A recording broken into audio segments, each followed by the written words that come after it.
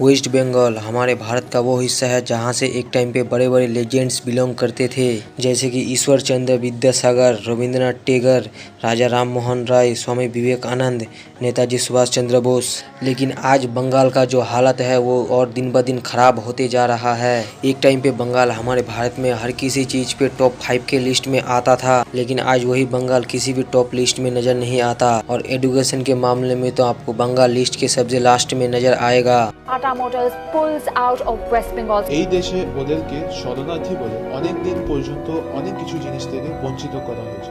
Mamata Banerjee has finally cracked the whip on tainted Minister Partha Chatterjee. He is one of the main accused in the SSC scam and has been sacked as West Bengal minister. বাংলার এই বড় শহরগুলো যেমন ঢাকা এবং কলকাতা সাম্প্রদায়িক দাঙ্গায় জ্বলছিল, যেমন দাঙ্গা লোকেরা নিজের জীবনে দেখে। लेकिन आखिर ऐसा हुआ तो हुआ कैसे बंगाल का परिस्थिति, इसी चीज़ का आज हम इस वीडियो के माध्यम से खुलासा करने वाले हैं। तो वीडियो शुरू होने से पहले वो आपको नीचे लाल कलर का सब्सक्राइब बटन दिख रहा है, उसे जल्दी से जल्दी दबा दीजिए और उसके साथ एक लाइक बटन भी जरूर दबाना। तो चलिए शुरू करते हैं अब इस वीडियो को बिना समय गवाए।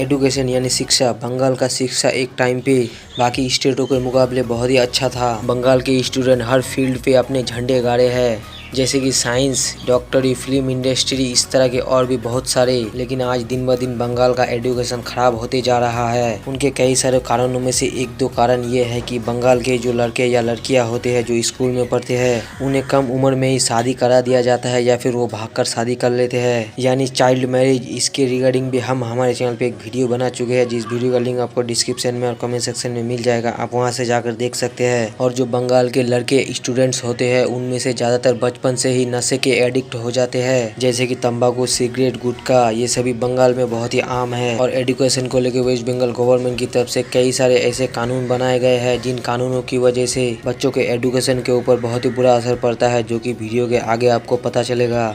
ये तो था पहला कारण। अब बात करते हैं दूसरे कारण की।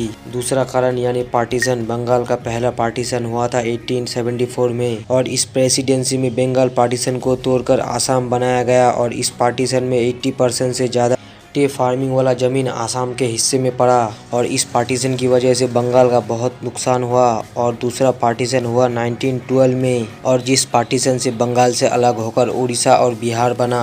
और इस पार्टीशन से बंगाल का नुकसान ये हुआ कि जो मिनरल वाला एरिया था वो बंगाल से अलग हो गया। और फिर तीसरा पार्टीशन हुआ 1947 में और इस पार्टीशन को किया ब्रिटिशर्स ने। इस पार्टीशन से बंगाल से अलग होकर ईस्ट पाकिस्तान बना, जो कि आज का बांग्लादेश है। और इस पार्टीशन की वजह से जो बंगाल का जूट फील्ड्स था और उस जूट फील्ड का 75% हिस्सा ईस्ट पाकिस्तान की तरफ पड़ गया। और जो जूट फील्ड्स के बड़े बड़े फैक्ट्री थे वो ज़्यादातर हमारे वेस्ट बंगाल के हिस्से में थे। लेकिन क्या फ़ायदा अगर जूट फील्ड्स के बड़े बड़े फैक्ट्रीज के लिए रॉ मटेरियल नहीं मिलेंगे तो उन फैक्ट्रियों का क्या काम। और इस वजह से कुछ सालों के अंदर वो सारे फैक्ट्रीज बंद हो गए। और इस पार्टीशन की वजह से 1961 के एक रिपोर्ट के हिसाब से 30 लाख रेफ्यूजीज ईस्ट पाकिस्तान यानी बांग्लादेश से भागकर हमारे वेस्ट बंगाल में पनाह लिए थे। और ये जो 30 लाख रेफ्यूजीज हमारे वेस्ट बंगाल में भागकर आए थे, इनका पास कोई खुद का ज़मीन नहीं था ताकि ये खेतीबाड़ी करके खा सके। कई सालों तक इन रेफ्यूजीज का खर्चा पानी हमारे भारत सरकार और वेस्ट बंगाल सरकार को रखना पड़ा था। अब बात करते हैं तीसरे कारण की। तीसरा कारण यानी पॉलिटिक्स। ब्रिटिशर्स से हमारे देश को आज़ादी मिलने के बाद बंगाल में आज तक 3 ही पार्टी का राज चला है, वो है कांग्रेस, CPIM और TMC। कांग्रेस तो हमारे देश को आज़ादी मिलने के बाद हर स्टेट की पार्टी कांग्रेस ही था, लेकिन कांग्रेस को हटाकर बंगाल में आया CPIM।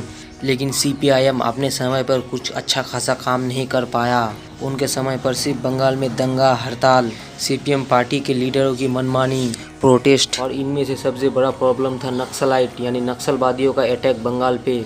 और इन्हीं के समय पे 2008 में टाटा कंपनी ने टाटा नैनो का कारखाना बंगाल में खड़ा करना चाहता था, जिसे कि खड़ा होने नहीं दिया तब के अपोजिशन पार्टी के लीडर ममता बनर्जी ने। और ये कंपनी भागकर चला गया गुजरात और गुजरात में अपना कारखाना खड़ा किया। लेकिन CPIM पार्टी का राज ज़्यादा देर तक बंगाल में नहीं चला। फिर समय आया 2011 में TMC पार्टी के लीडर ममता बनर्जी बंगाल के नए CM बने और CM बनते ही 2012 में उन्होंने एक ऐसा कानून लागू किया एजुकेशन को लेकर। और इस कानून की वजह से बंगाल का एजुकेशन का उल्टा गिनती शुरू हो गया उसी दिन से।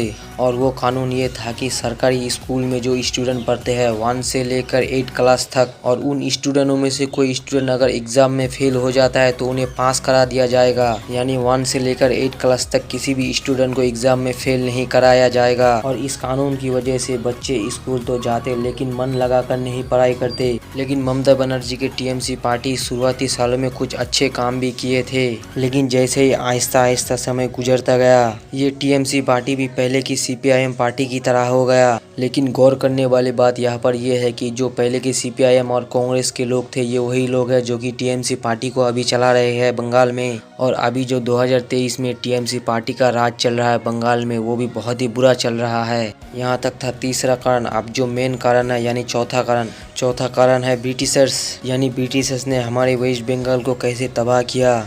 ब्रिटिशर्स के रिगार्डिंग आप अगर जानना चाहते हैं तो उसके रिगार्डिंग हम हमारे पार्ट 2 वाले वीडियो पे डाल चुके हैं, जिस वीडियो का लिंक आपको डिस्क्रिप्शन में और कमेंट सेक्शन में मिल जाएगा, आप वहां से जाकर देख सकते हैं। और वीडियो के शुरू में मैंने आपसे एक बार कहा था कि नीचे लाल कलर का सब्सक्राइब बटन है उसे दबा दो, लेकिन आपने अभी तक नहीं दबाया। दबा दो यार, इसमें इतना शर्माना क्या है। और उसके साथ एक लाइक बटन भी जरूर दबाना और फेसबुक पे फॉलो करना ना भूलना। तो मिलते हैं नेक्स्ट वीडियो में, तब तक के लिए bye. Hold me close till I get up.